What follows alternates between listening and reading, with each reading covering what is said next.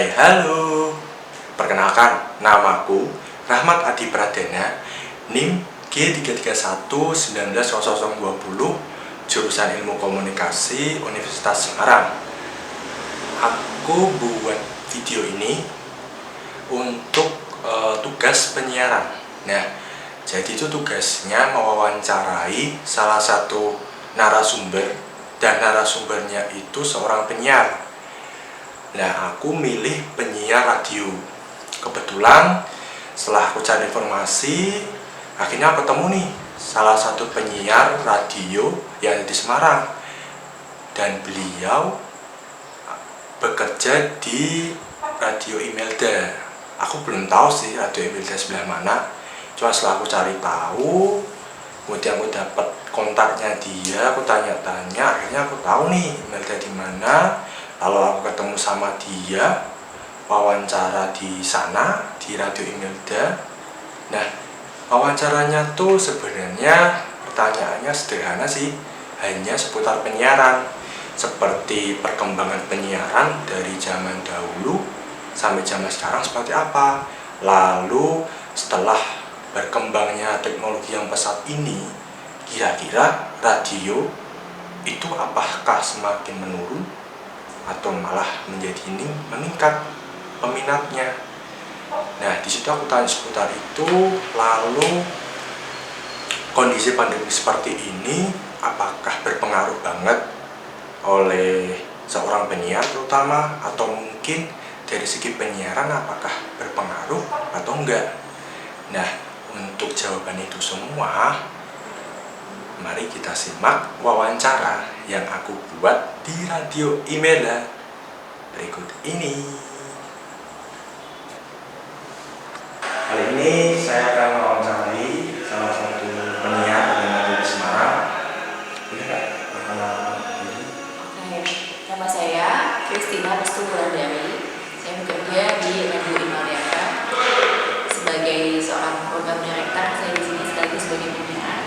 Tapi kalau untuk siaran, saya punya siaran saya Christine Aurelia Imelda Sinatang. Soalnya kalau di Imelda itu identitas nomor punggung istilahnya itu adalah satu hal yang menempel di dalam penyiar untuk menunjukkan dia itu dari angkatan berapa dan urutan keberapa dia masuk sebagai penyiar di Imelda. Dan kebetulan saya adalah penyiar Imelda yang ke-96.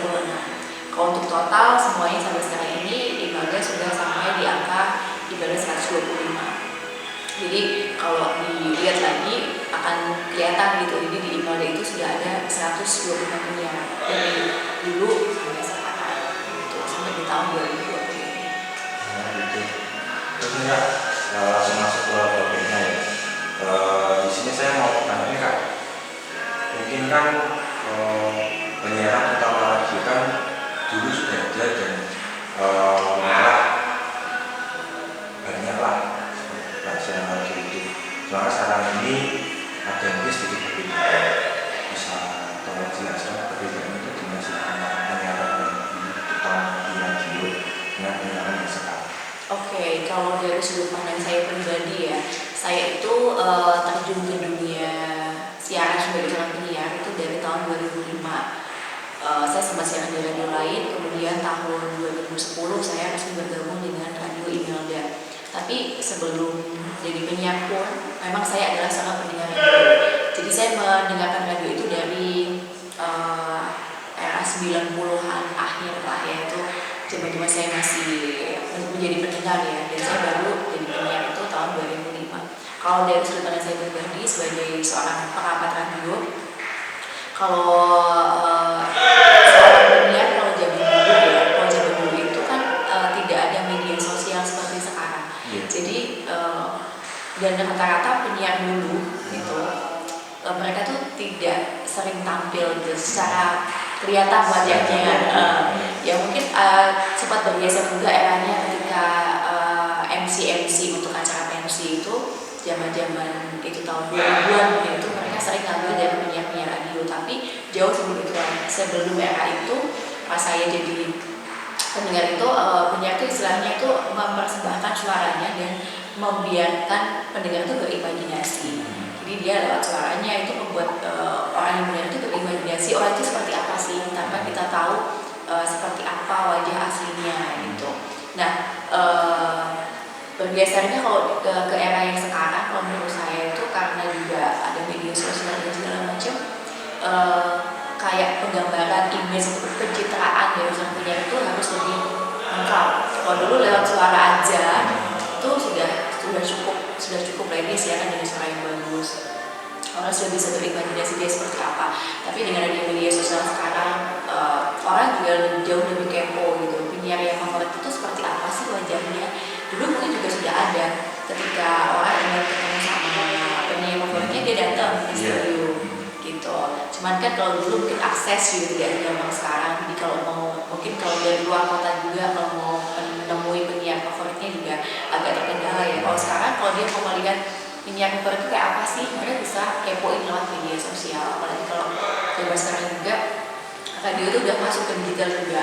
Jadi di YouTube juga ada, di Instagram juga sudah ada. Jadi lebih gampang sih ketika seorang penyiar itu ingin dekat dengan penyiarnya dan melihat seperti apa penyiarnya, kemudian aktivitasnya seperti apa secara live di ruang siaran juga akan kelihatan. Kalau dulu itu penyiar itu misalnya dia siaran itu cuma pakai celana pendek pun juga nggak masalah gitu kan. Yang penting kita siaran suaranya bagus kan. Tapi kalau sekarang ketika kita dituntut untuk live dan kita harus dilihat banyak orang, lalu juga dari segi apapun harus kita perhatikan termasuk penampilan. Itu sih kalau aku lihat dari pergeseran yang sekarang. Jadi mungkin karena pergeseran juga ke era digital dan sekarang juga radio menyesuaikan kalau dilihat juga sekarang itu kan jarang orang itu punya radio yang biasa, yang konvensional ya. Mungkin ada beberapa orang yang masih punya dan itu adalah radio mereka zaman lama. Kalau misalnya mereka radio itu rusak, ya mungkin mereka akan beli lagi. Gitu. Kalau untuk anak-anak muda juga sekarang itu kan mereka juga lebih dengerinnya kayak digital kan, streaming. Itu kalau di Imelda sendiri, kalau streaming kita tidak ada. Itu salah satu upaya dari radio Imelda terutama untuk bisa bertahan. Kita masuk ke digital, kita ada streaming. Terus kita juga udah mulai gencar untuk melakukan live di Instagram gitu. Apalagi di era yang pandemi kayak gini, ketika kita kesulitan untuk bertemu langsung sama narasumber karena kan keterbatasan harus semua harus dibatasi kan. Jadi kalau narasumber kita di luar kota, kita juga bisa bertatap muka lewat virtual gitu, pakai live di Instagram. Pergeserannya seperti itu sih. Jadi mungkin orang lebih gampang dengerin radio sebenarnya, karena kalau dari biasanya mereka juga kalau nggak pakai radio konvensional tetap pakai radio di handphone itu kan lebih gampang juga dibawa atau pakai streaming gitu. Jadi seperti itu menurut saya. Kalau di komunikasi sendiri biasa arah radio itu atau yang kita itu seringnya atau segmen maksudnya. Kalau untuk segmennya Imelda sendiri, kita sendiri kan Imelda punya tagline itu Imelda FM Semarang Female Station. Jadi kita adalah female station. Female station itu maksudnya adalah segmen utama kita adalah perempuan. Kalau untuk segmen secara usia, segmennya Imelda itu dari usia 19 sampai 45 itu segmen utama kita. Tapi kalau segmen itu kan mengalami pelebaran ya, segmen utama itu tapi bisa melebar ke atas juga melebar ke bawah. Jadi nggak cuma perempuan sih yang jadi sasaran kita, cuman segmen utama kita perempuan, jadi kita lebih concern untuk isu-isu soal perempuan yang kita angkat gitu. Jadi kalau misalnya tentang hari anak, hari perempuan, itu pasti kita akan fokus untuk mengangkat itu jadi salah satu materi bicara kita dalam siaran gitu. Cuman kita ada program-program lain, nanti kita punya program Suara Station, ada program juga Nightmare on the Air, yaitu sebenarnya kayak pelebaran dari segmen kita. Itu kan kita punya segmen khusus sendiri yang memang sangat wanita. Tapi ada program lain yang kita masukkan untuk merangkul segmen kita supaya lebih luas gitu. Jadi laki-laki pun juga bisa mendengarkan Imelda gitu. Terus anak-anak muda, walaupun kita juga bukan radio khusus pada segmen anak muda, tetap bisa dengerin Imelda. Kayak itu bagian dari tujuan kita juga. Jadi kalau menurut saya juga tuh radio itu yang fokus atau mungkin lebih baik dengerin radio sekarang adalah orang-orang di usia 30-an, di mana mereka masa-masa mudanya adalah di era 90-an, pas radio itu gaya-gayanya, mereka masih mempertahankan dengerin radio sampai sekarang kan, mereka loyal. Nah, kalau misalnya radio cuma berhenti sampai di situ aja, ya bukan nggak mungkin nanti bisa selesai kan. Jadi kalau emailnya sendiri kita coba merangkul juga yang anak-anak muda supaya terus terus generasi gitu untuk pendengar-pendengar kita tuh terus bergenerasi. Anak-anak muda sekarang juga paling nggak pernah dengar emailnya, tahu emailnya itu seperti apa gitu. Jadi kita mulai masuk ke sosial media juga, terus tadi digital yang aku bilang kayak gitu sih. Berarti kan dulu itu mungkin ada segmen tertentu yang mana cuma karena perkembangan teknologi ini jadi lebih luas lagi, lebih ngikutin lah misalnya sekarang. Kalau untuk dampaknya sendiri kan, apakah begitu berdampak dari segi media terutama dengan perkembangannya teknologi ini? Kan mulai muncul nih kayak seperti YouTube, ada konten-konten YouTube, ada Instagram, bahkan mulai ramai sih, mulai muncul tuh podcast juga mulai. Jadi yang dilakukan sama Imelda ya seperti yang tadi bilang di awal, kita terus menyesuaikan dengan perkembangan zaman. Kita tidak cuma melayani segmen yang tadi aku bilang yang berusia 20 tahun sekarang yang dia udah dengerin lagu dari tahun 90-an, tapi itu juga mulai melebarkan saya kayak untuk merangkul generasi muda supaya radio tentang Imelda itu tidak dilupakan. Ya, salah satu upayanya tadi ada media streaming itu kan bikin orang juga lebih mudah untuk mendengarkan meski dia nggak punya radio gitu. Itu juga untuk merangkul pendengar-pendengar kita yang ada di luar kota. Dia dulu di Semarang senang banget sama program emailnya ketika di luar kota, kalau nggak ada streaming kan dia nggak bisa dengerin emailnya. Nah, kalau untuk penyesuaian di media sekarang selain di streaming, terus juga Instagram Live yang lagi gencar kita lakukan, itu sebagai upaya juga untuk kita untuk merangkul anak-anak muda ya. Jadi kita masuk ke Instagram, kita sering bikin postingan-postingan, kita merangkum siarannya emailnya itu, kita masukkan ke dalam Instagram, entah itu dalam bentuk postingan video atau mungkin postingan foto waktu siaran atau mungkin sekedar rangkuman aja. Misalnya ada narasumber yang membahas tentang satu tema, kita bikin postingan di Instagram tentang tema yang udah dibahas. Sekalian kita bikin polling, itu juga untuk merangkul anak-anak muda dulu. Jadi mereka mungkin gak dengerin radio tapi tetap update. Jadi di email dia itu ada apa aja sih? Oh, ada kemarin ada talk show A. Terus hari ini tadi ada mengangkat tema soal B, ada polling soal ini, mereka juga bisa ikut. Kita juga sering ada info juga di Instagram, itu kan juga sebagai bentuk kayak yaitu biar mereka nggak dengerin tapi mereka tahu perkembangannya. Oh, email itu masih ada, mereka nggak lakuin ini aja, campaign apa yang kita lakukan.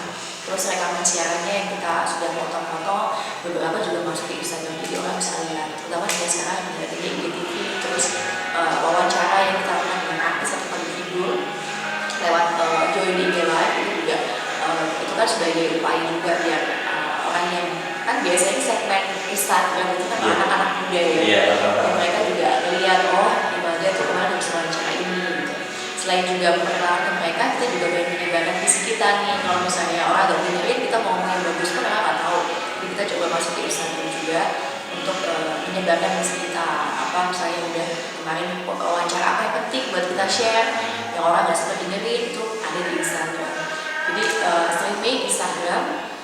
Terus kalau untuk YouTube ini lagi dirintis, jadi YouTube sama podcast ini lagi dipikirkan kemudian. Tapi untuk Gajah Mada Group, jadi nanti Gajah Mada Group akan rencananya dalam waktu dekat akan bikin channel YouTube Gajah Mada Group. Di situ adalah isinya rencananya adalah produksi siaran kita dalam artian kalau pas siaran itu direkam masukin ke YouTube, atau juga kita bikin produk-produk lain seperti video iklan layanan masyarakat dalam bentuk video kita masukkan ke YouTube, dan juga podcast ini sudah masuk dalam wacana kita yang sebentar lagi akan direalisasikan. Jadi arah ke sana sudah ada, beberapa video sudah kita siapkan.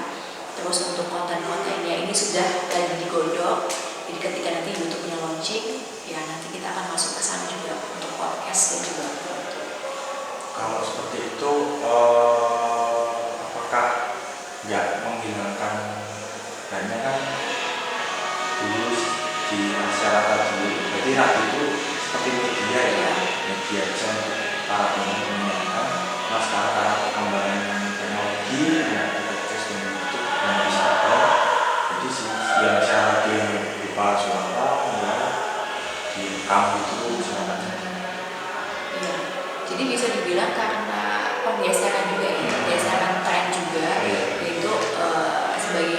upaya radio untuk bisa tetap bertahan sih. Jadi kalau untuk Instagram kita misinya lebih kayak independen. Jadi kalau misalnya orang sekarang sibuk dan dia mungkin gak sempat dengerin radio, tapi dia ikutin Instagram keluarga, jadi dia ingat itu iya itu yang program ini ternyata. Terus aku udah lama ya dengerin, dia nanti akan kita radionya, cari radionya, kalau ada program ini aku dengerin lah gitu. Jadi sebagai kayak istilahnya tuh kita pun juga beriklan gitu, tapi iklan kita adalah lewat sosial media untuk bikin orang tuh gak lupa. Terus kalau dia lihat oh iya deh dulu aku dengerin ini dan masih ada ya ternyata ya gitu. Selain juga info-info yang juga kita sebarkan, info-infonya lebih ke kayak kita rangkum itu tadi supaya orang yang mungkin gak sebenarnya tapi kita tetap dapat infonya. Itu juga sebagai bentuk poin yang kita kasih. Misalnya dari pemerintahan nih, misalnya kita melihat Instagram Iqbal itu karena Iqbal itu menginformasikan ini juga di radionya gitu. Jadi kita kalau misalnya dia butuh untuk kayak sounding apa gitu, dia akan menghubungi kita. Kita mau ada agenda ini nih, bisa nggak Iqbal kerjasama untuk show-nya kayak gitu. Karena kemarin itu juga sempat ada orang dari orang Kominfo itu dia sudah melakukan survei katanya. Dan meskipun radio sebagai media yang sudah nggak keren lagi istilahnya, tapi mereka bilang kalau radio itu punya pergerakan yang stabil. Jadi dia nggak naik banget, dia nggak turun banget. Kalau untuk sosial media itu bisa jadi sekarang lagi naik, tapi kedepannya kan kita belum tahu. Kalau untuk televisi trennya sekarang turun. Terus kalau radio itu kan udah dari dulu sampai sekarang. Nah kalau dilihat ini pergerakannya itu dia akan stabil. Jadi mereka pun sudah mulai melirik untuk melakukan semacam kayak kalau ada agenda dari pemerintahan atau apa yang perlu disonding, mereka pasti melirik radio sebagai satu media yang mereka tuju. Jadi karena stabil itu juga mungkin jadi masih jalan. Kalau televisi kan jangan mulai dulu nih karena belum lagi cetakan sekarang udah turun banget gitu. Jadi kalau radio sih menurutku itu masih bisa fleksibel. Jadi dia masih bisa bertahan asal kita tetap melakukan penyesuaian gitu. Biar nggak terlalu jauh. Cuman ya kadang agak lihatnya biasanya medianya radio sekarang berubah. Kemarin itu tujuannya untuk ngikutin ya. Cari para pengguna bisa mengerti itu tadi yang aku bilang jarang sama punya radio konvensional kan. Jadi dia tetap bisa dengar radio di handphone, terus dari Instagram dia juga bisa mantau kan. Terus ini kan lagi rame-ramenya tuh COVID itu kalau dari segi jam kerjanya sendiri kalau maksudnya itu ini beberapa hari dihidupkan diri atau siarannya cuma satu. Kalau di radio sendiri kalau di Imelda ya selama pandemi ini siaran tetap jalan terus, tapi kita tetap menerapkan protokol kesehatan ya. Jadi ketika ada pandemi atau kita office itu memang menerapkan work from home, tapi untuk penyiar tetap jalan, tetap siaran karena kan kita juga siaran sendiri, kita tidak berkerumun, jadi tetap protokol kesehatan. Terus kita semua juga untuk desinfektan kayak gitu. Terus kan kalau penyiar itu kan ngomongnya di mic kan, jadi kan mic itu ada sarungnya tuh. Jadi sarung mic-nya itu kita masing-masing penyiar punya sendiri. Soalnya kan itu kan kita droplet sih ya. Jadi kita tetap terapkan protokol kesehatan, jadi siaran tetap jalan. Cuman yang ada sedikit perubahan waktu Ramadan. Biasanya kalau Ramadan itu on-air 24 jam. Jadi ibaratnya itu on-air jam 5 sampai jam 5 pagi sampai 2 dini hari. Nah kalau Ramadan kita 2 sampai 5, 2 dini hari sampai 5 subuh itu adalah program sahur. Tapi karena ada pandemi ini lebih terkait sama masalah perekonomian ya sebenarnya ya. Bukan karena katanya masalah menghindari kontak. Kalau kontak sih kita udah minimalkan, jadi orang kantor from home, terus kita juga udah terapkan protokol juga di sini tapi lebih ke sisi ekonomi yang terdampak. Jadi kan semua sektor kena ya, termasuk industri radio juga kena dampak. Jadi untuk Indonesia sendiri kemarin tidak ada siaran sahur, jadi tidak 24 jam. Kemudian kita sempat juga on air cuma sampai jam 1 dini hari. Jadi kita melakukan pemotongan jam on air aja. Jadi misalnya sampai jam 2, kita cuma sampai jam 1. Atau untuk yang hemat listrik dan segala macamnya. Lebih ke kita kena dampak secara ekonomi aja. Gitu. Tapi ini sudah per 21 Juni kemarin, jam on airnya udah mulai kembali ke semula. Jadi sudah sampai balik ke jam 2. Berarti itu Dan yang tetap siaran lah, nggak ada libur. Oh iya sih. Lebaran kemarin juga siaran. Cuma kan gantian ya Kak? Iya, iya kalau penyiar sih kita kan sistemnya ya kalau udah siaran biasa pulang. Jadi kita pergantian jamnya itu paling lama itu 4 jam. 4 jam. Jadi siaran itu antara 2, paling sedikit 2 jam, ada yang 3 jam, paling lama itu 4 jam. Setiap harinya. Setiap hari. Berarti kalau tadi itu jadi Jam 5 pagi sampai jam 2.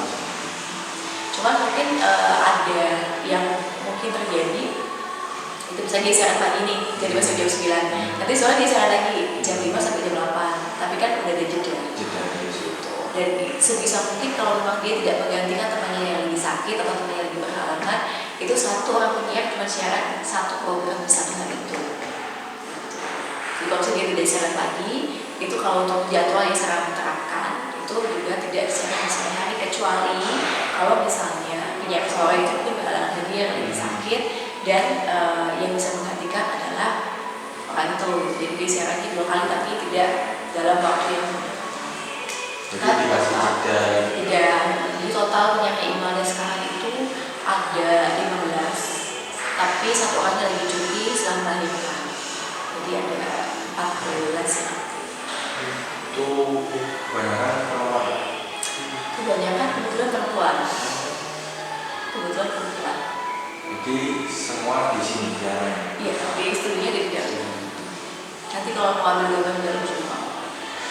Iya, boleh. Tadi udah menjawab semua sih Kak dari pertanyaan. Pandemi kayaknya belum. Ya, pandemi yang terakhir itu toh yang terjadi penyiaran masih jalan, cuma ada beberapa program daerah yang dipotong jauhnya. Cuman kalau untuk pandemi itu ya, aku pengen ngomong tuh trennya radio itu naik sebenarnya. Iya, jadi dari analisa yang kita lakukan selama masa pandemi ini, itu kita tahunya dari entries. Jadi entries yang masuk kan lewat WhatsApp, biasanya kita kan interaksi lewat WhatsApp, lewat Facebook, Twitter, juga Instagram. Itu entriesnya lebih banyak ketika masa pandemi, paling pas awal-awal WFH itu naiknya sangat drastis gitu. Jadi kita sempat tanya juga kenapa gitu, itu analisa dari tim juga, karena waktu WFH itu kan orang aktivitas kebanyakan di rumah. Iya.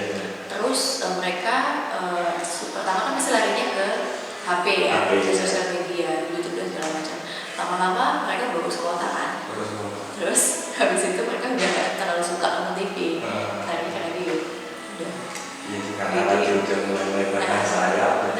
Mereka akhirnya kembali lagi ke radio. Iya. Ya mungkin mereka yang tadinya sudah mendengarkan radio, tapi karena mungkin cuma pagi pas mereka sedang kerja, terus habis itu mereka kerja. Iya. Terus sore mungkin mereka udah main handphone, asal bisa tidur karena kalau banyak aktivitas di rumah, terus juga kuota juga semakin menipis. Hiburannya adalah radio gitu. Iya sih. Gitu. YouTube kan sebenarnya. Jadi tren kemarin itu radio itu pas masa-masa pandemi ini dia naiknya cukup tajam. Terus ini kan masih udah mulai masuk adaptasi baru ya, adaptasi kebiasaan baru. Ini dia angkanya agak turun, nggak kayak pas kemarin, tapi udah stabil. Nggak yang turun jadi anjlok banget itu nggak, agak turun. Malah sebaliknya malah semakin naik karena kan aktivitas berkurang, masih pendengar ataupun orang-orang tadi yang mendengarkan radio rata-rata hanya HP terus Iya, jadi mereka pun sambil tiduran, sambil main handphone, sambil dengerin radio. Karena keunggulan radio itu dia bisa disambi-sambi. gitu tadi di kamar mungkin sambil dengerin handphone dan mungkin radio dibiarin aja sih tapi dia dengerin gitu. Mungkin cukup juga karena udah setengah jam lebih. Dan beberapa pertanyaan sudah dijawab semua sama Kak Christine. Terima kasih atas waktunya dan informasinya juga sangat bagus saya. Kalau saya pribadi sih mungkin nggak terlalu suka dengan radio, cuman lebih ke kayak channel itu mungkin atau beberapa nggak tertarik di universitas. Cuman setelah masuk di komunikasi ini mulai belajar banyak apa radio. Kalau dulu sih basicnya SMK grafis, kemudian gambar, belajar juga untuk masuk kuliah atau penyiaran di depan sama. Jadi kalau radio itu bisa belajar banyak hal sih. Jadi mulai belajar dari public speaking gitu kan. Awalnya kan kalau radio kan nggak kelihatan orangnya, jadi bisa belajar dulu pas lagi ketemu orang udah bisa. Banyak sih bisa dipelajari dari radio. Dan keunggulan radio kan itu kita sebutnya itu theater of mind. Jadi kita bisa menciptakan sesuatu yang kayak buat orang itu lebih nyata gitu, daripada orang melihat. Jadi kalau orang melihat sama orang yang hanya mendengarkan saja, dia kan imajinasinya akan membangun dia gitu, akan lebih membangun imajinasi dia gitu, lebih kayak lebih apa ya, lebih tertantang gitu loh. Kita sebagai penyiar untuk menghadirkan sesuatu yang bisa meyakinkan mereka karena mereka nggak lihat. Iya, berupa suara, malah membuat mendengar jadi makan. Seperti apa menarik langsung. Kalau saya gampang, tinggal kepoin sosmednya. Kalau dulu susah. Facebook pun kan juga nggak begitu kan? Iya. Baru tahun 2000. Iya, betul. Facebook mulai 2000-an, pertengahan 2000 lah ya. Cuman karena mulai ada Instagram, Facebook mungkin ada yang begitu. Iya, sekarang lagi Instagram sih, sama podcast. Sekarang kita mau bikin podcast. Ya, itu aja sih Kak. Terima kasih dari saya. Assalamualaikum. Hai, halo. Gimana? Udah simak belum videonya tadi? Harusnya udah sih, karena yang aku buat ini setelah video tadi. Nah, di situ udah menjawab semua pertanyaan yang harus aku buat dan aku tanyakan untuk narasumberku. Ya mungkin belum semua sih, cuman di situ menurutku udah semua, dan di situ aku mendapatkan banyak banget informasi yang akhir-akhirnya aku nggak tahu sih seperti apa itu radio, perkembangannya seperti apa, terutama di dunia penyiaran. Dan setelah wawancara tadi, aku akhirnya tahu nih gimana perkembangannya, dan aku benar-benar terbuka banget mengenai radio. Dalam artian dunianya radio seperti apa, suasananya di sana seperti apa, benar-benar jos lah komen Jawa, bahasa Jawanya seperti itu. Nah, dan mudah-mudahan kalian yang melihat video ini atau rekaman ini juga menjadi tahu nih gimana perkembangan penyiaran menurut Kak Christine selaku narasumberku. Dia sebagai penyiar udah lama banget, ya belum lama banget sih, cuman menurutku udah lama lah dia bekerja di dunia penyiaran. Setelah itu aku menjadi tahu gimana kondisinya. Nah, untuk selanjutnya saya ucapkan terima kasih karena kalian udah melihat video ini, rekaman ini, dan jangan lupa ditonton, kalau perlu di like, kalau nggak capek ya di subscribe. Oke. Hey, halo, bye bye.